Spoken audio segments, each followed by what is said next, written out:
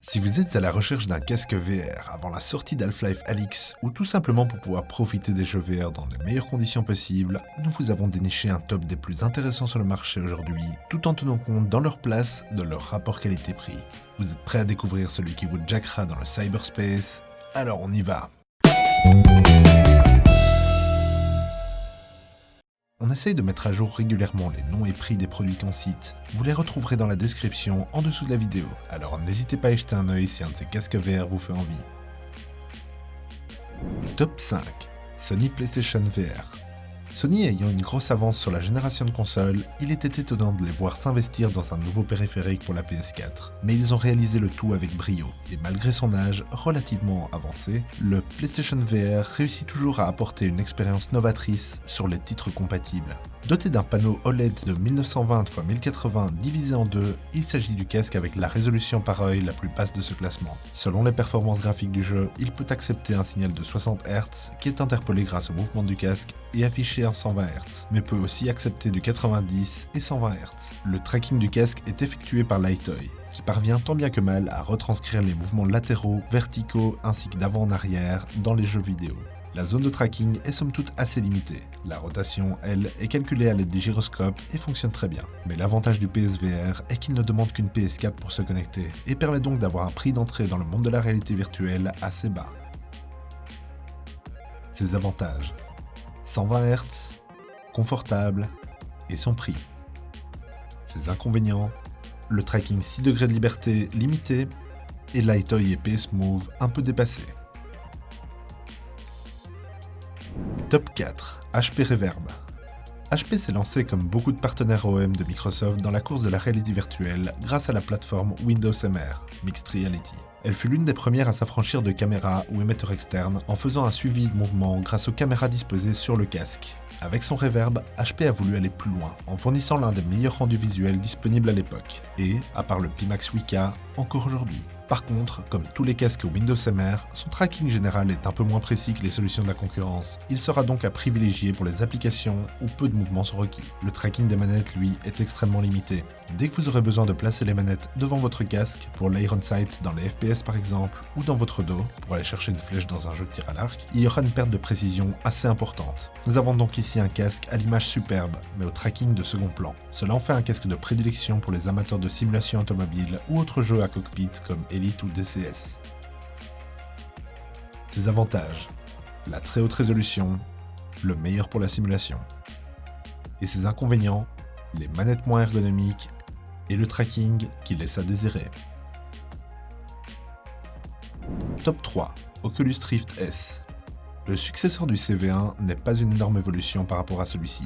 Il offre une fréquence de rafraîchissement inférieure au modèle précédent, 80 au lieu de 90 Hz, les écouteurs ouverts qui gâchent un peu l'immersion, et il n'a qu'un seul écran, ce qui signifie qu'il n'y aura pas d'ajustement physique de l'écartement des yeux. Il a par contre de très belles lentilles, avec une surface nette assez large. Malgré ça, on a ici un très bel objet, qui a un prix aussi beaucoup plus intéressant que son grand frère à sa sortie. On se rappellera du Ballpark Gate. Avec un tracking sans caméra externe qui facilite énormément l'installation du périphérique en limitant le nombre de câbles. On branche l'USB et le DisplayPort et on est dans l'Oasis. Enfin, la version Facebook de l'Oasis, qui pourra potentiellement en inquiéter certains. Mais la force de l'Oculus ne réside pas dans son matériel, mais dans l'investissement que Facebook a fait dans les développeurs de jeux.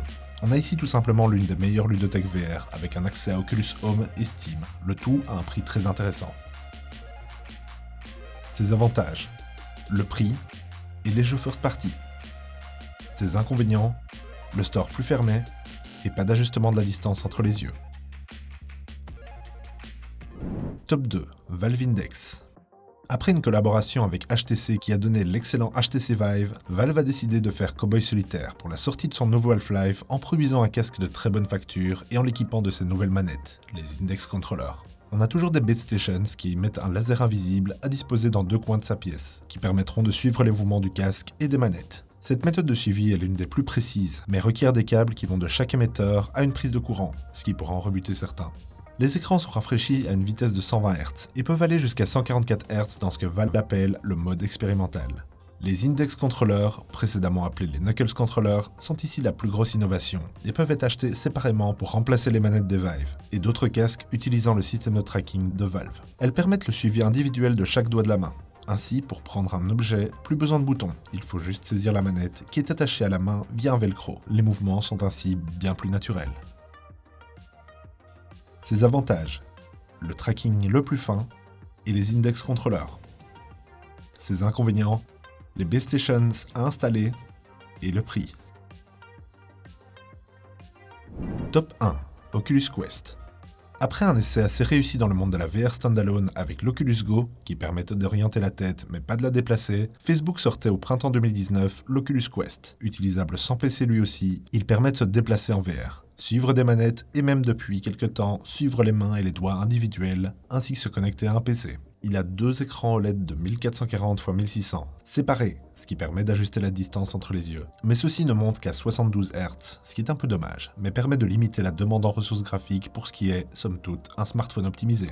Grâce à l'Oculus Link, il permet aussi maintenant de profiter de la puissance du PC pour jouer à des jeux beaucoup plus demandants, et profiter de la variété disponible sur l'Oculus Store, mais aussi sur Steam.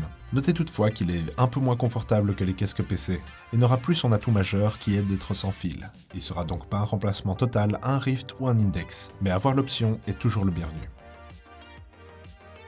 Ses avantages: pas besoin de PC, tracking des mains, maintenant connectable sur PC. Ses inconvénients: la fréquence de rafraîchissement un peu basse et lourd sur l'avant. En conclusion, nous avons donc le Sony PlayStation VR, un bon point d'entrée pour la VR, le HP Reverb, le meilleur pour les jeux de simulation grâce à sa résolution, l'Oculus Rift S, le plus facile à installer sur PC pour un prix raisonnable, le Valve Index, sans compromis sur la qualité mais sur le prix non plus, et l'Oculus Quest.